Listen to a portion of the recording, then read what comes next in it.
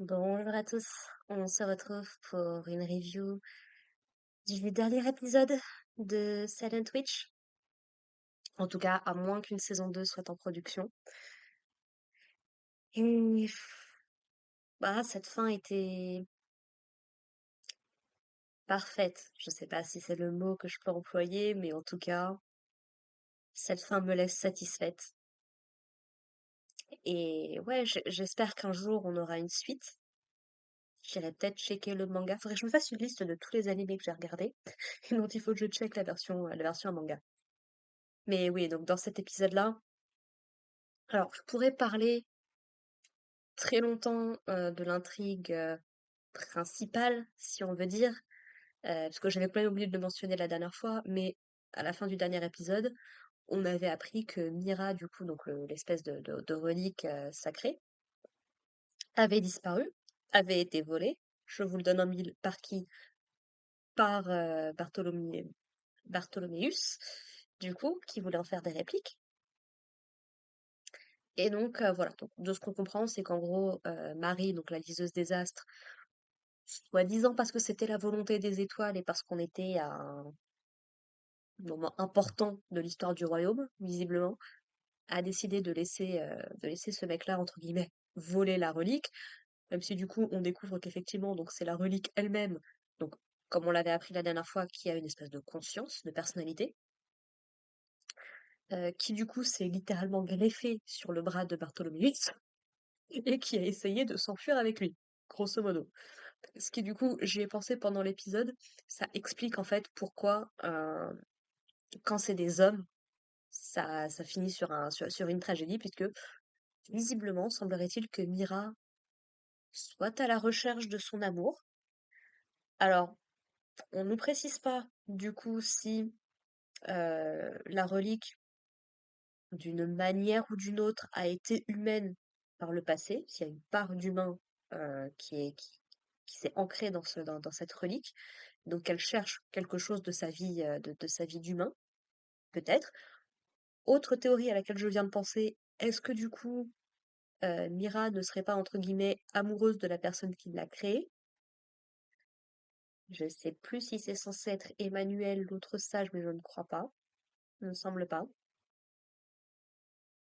Voilà, parce que globalement, Monica arrive à la calmer avec le même sort qu'elle avait eu au début de la série, euh, quand elle avait, euh, quand elle avait découvert que le manager, si on peut dire, du bureau des élèves trafiquait les codes. Donc elle a globalement foutu un sort de sommeil sur la relique qui lui a fait voir des trucs. Mais c'est toute la question. Jusqu'à quel point est-ce que c'est réel ou pas? On n'a pas plus de réponses. C'est un peu dommage. Ça me manquerait d'une toute petite explication, d'un peu plus de world building, entre guillemets, sur cet univers. Bon. Donc voilà, et donc Monica arrive plus ou moins à s'en débarrasser. Elle est obligée de s'envoler du coup dans les airs. Elle utilise plein de petits sorts, plein de barrières, plein de trucs.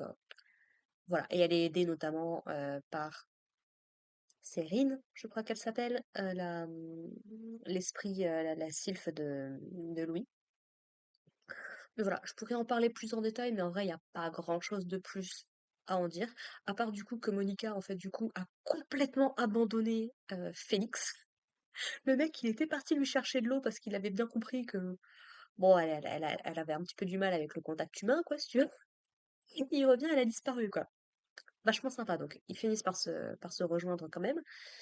Félix qui pense du coup qu'elle n'apprécie pas de passer du temps avec lui. Et il revient sur cette histoire de fantôme, sur le fait que bah, quand un vivant rejette un fantôme, bon bah il disparaît, quoi, logique. Monica a quand même trouvé le courage de lui expliquer que si, si, non mais elle apprécie de passer du temps avec lui. C'est juste que voilà, elle a du mal, faut qu'elle cherche ses mots, mais ils arrivent globalement plutôt bien à se faire comprendre. Et Félix va nous expliquer qu'il y a un vieil ami à lui. Alors, je ne sais plus si c'est quelqu'un qu'on a déjà rencontré dans la série. Vu la façon dont Félix en parle, j'ai le sentiment que c'est quelqu'un qui est mort, puisqu'on se concentre beaucoup du coup sur bah, le fait que le père de Monica soit décédé. Mais ma question à moi, c'est est-ce que Félix a connu quelqu'un qui serait décédé et qui lui manque? Peut-être. On n'a pas plus de réponses là-dessus. Mais voilà, soit c'est un vieil ami qui est décédé, soit c'est, j'avais pensé peut-être à Elliot ou à Cyril, peut-être, sait-on jamais. Mais bref, en tout cas, quelqu'un qui lui a dit par le passé qu'il était important qu'il trouve quelque chose qui le passionne, lui, en dehors de toutes ses responsabilités de prince et plus tard de roi, en fait, globalement. Qui va avec ce qu'on avait déjà vu du personnage, mais c'est un book buddy. C'est un adorateur de livres tout autant que Monica. Et autant je lis beaucoup, beaucoup, beaucoup moins que par le passé. J'ai beaucoup de mal à me remettre à la lecture globalement depuis mon bac de français, à peu près depuis le lycée, ça m'a cassé un truc. Ces bouquins étaient un enfer. Mais c'est vrai que quand j'étais beaucoup plus jeune, je n'allais nulle part sans un livre. C'est la sociabilité, socialisation, c'était pas mon truc. Ah, je pouvais passer des heures posée sur un canapé, sur un rebord de fenêtre ou n'importe où, à juste lire, lire et lire. Personnellement, c'était ça, moi, qui me tenait éveillée la nuit. C'était pas. Bon, après, ça a évolué. Il y a eu un petit peu la console quand on a eu la DS, puis il y avait un petit peu l'ordi plus tard, mais c'était surtout les bouquins. C'est toujours un chapitre de plus, un chapitre de plus, un chapitre de plus. Donc, je suis très heureuse de découvrir du coup que Félix adore les bouquins aussi. C'est très bon choix, mon gars. Très très bon choix. Et donc en fait, il emmène Monica dans une librairie qu'il connaît, du coup avec un gars qu'il connaît qui s'appelle Porter, je crois, quelque chose comme ça, qui apparemment est également un écrivain et qui voyage beaucoup. L'espace d'un instant, je me suis demandé si c'était pas le père de Monica, mais enfin, ça a l'air plutôt clair qu'il est décédé. Et je me suis dit, ah, est-ce que potentiellement il n'aurait pas connu le père de Monica? Bingo. Qu'est-ce que trouve Monica dans sa librairie, pendant qu'elle est un petit peu en train de regarder? Le livre, écrit par son père et qui a été brûlé par tous les gens qu'il connaissait, apparemment même considéré comme interdit, qui a l'air du coup de porter sur, si j'ai bien compris, comment déterminer les caractéristiques magiques par rapport à des traits génétiques, quelque chose dans cet ordre-là. Je sais pas nécessairement quel impact, quel rapport ça peut avoir avec l'histoire avec un grand H, si on peut dire ça comme ça, de la série.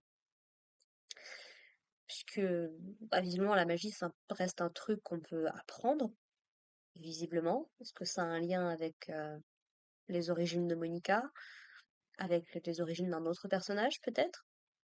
Est-ce que c'est moi qui lis beaucoup trop loin? Peut-être aussi. Honnêtement, je ne sais pas. Mais voilà, le truc est mentionné. Et j'avoue que ce passage-là, ça m'a mis les larmes aux yeux et un petit peu pleuré sur la fin de l'épisode quand même, parce que ça représente tellement de choses pour Monica de trouver comment est-ce qu'on pourrait dire ça? Un souvenir de son père quelque part, puisqu'on découvre en plus que bah, le libraire du coup était ami avec le père de Monica, qu'il n'avait pas l'intention de brader le livre, entre guillemets. Donc il va demander 2 pièces d'or à Monica pour lui donner le livre, ce qui a l'air apparemment de représenter une sacrée somme, puisqu'apparemment même dans sa vie entière, ça aurait été très compliqué pour Monica de les obtenir. Bon, vu que c'est une sage et qu'en plus c'est la sorcière silencieuse. Apparemment, elle a un fric de malade et du coup, forcément, elle peut pas révéler ça. Donc, du coup, Félix, du coup, va lui acheter le livre parce qu'il a bien compris, en fait, que ça avait de l'importance pour elle et elle va se sentir vue, en fait, et reconnue par Félix parce que, bah, quand elle était plus petite, eh bah, elle avait pas le droit, en fait, d'expliquer pourquoi est-ce que ce livre, c'était quelque chose qui lui tenait autant à cœur. C'est tout ce que représentait son père, en fait, c'est très, très dur quand on vit quelque chose comme ça. Et ouais, du coup, j'étais juste vraiment, vraiment contente pour elle. Enfin, c'était. Puis forcément, elle se met à pleurer. Elle est. Bref, c'était vraiment un passage magnifique.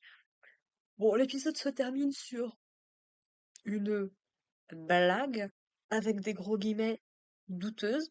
C'est quelque chose, en tout cas, moi, que j'ai jamais. C'est pas que je comprends pas l'intérêt que ça peut avoir, mais pour moi, je trouve pas ça drôle. C'est-à-dire que juste avant ça, un truc qui m'a fait délirer, c'est qu'après avoir vu un petit peu le rituel et après avoir payé leurs hommages aux morts, si on peut appeler ça comme ça, euh, t'as Monica et Félix qui sont en train de marcher dans une allée et tout. Et puis ils s'arrêtent, ils se regardent, ils disent, on pensait à la même chose?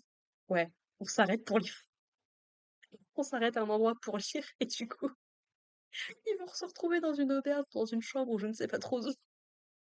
Chacun avec leur propre livre, l'un en face de l'autre, en train de lire leur truc. Du coup, une des employées de Madame qu'on avait vu dans l'épisode précédent va apporter un petit peu, visiblement, d'alcool à ces jeunes gens qui ont clairement pas la majorité, hein, je pense, ni en termes français, ni en termes japonais, clairement pas. Et Monica va se retrouver énivrée, si on peut dire ça comme ça. Elle va commencer à enlever sa robe. Elle est pas nue en dessous, mais elle est en petite tenue quand même, quoi. Et bref, ça va se terminer comme ça peut se terminer. Elle va s'allonger dans le lit et elle va dormir. Et puis elle se réveille, t'as Félix qui est posé comme ça en mode, en mode beau gosse et tout. Bref, voilà, c'est le genre de truc. Moi, ça me passe un petit peu au-dessus. Surtout que je ne bois pas l'alcool, ça a jamais été mon truc. J'ai goûté une coupe de champagne à mes 18 ans, vraiment pas pour moi. Parce que le jus de fruits, c'est très bien. Et l'eau. Mais voilà, c'était mignon sans plus, quoi. Et puis, voilà, et Monica, l'épisode se termine avec Monica qui se dit, bon bah, voilà, les gens ne peuvent pas savoir qui je suis, mais je vais profiter du temps que je passe ici pour remercier toutes ces personnes qui ont su être avec moi, qui ont su me voir, m'accorder du temps et autres. Donc voilà. Non, franchement, c'était un bon petit épisode, surtout pour Félix et Monica qui sont juste trop choupis ensemble.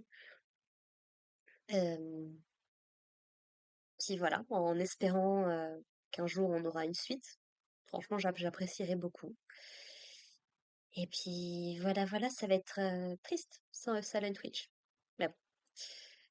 Écoutez les gens, n'hésitez pas à me dire ce que vous en avez pensé dans les commentaires de cette série. Si c'est quelque chose, si vous avez regardé la série, si vous avez lu peut-être, je crois que c'est un manga, du coup, dont c'est adapté.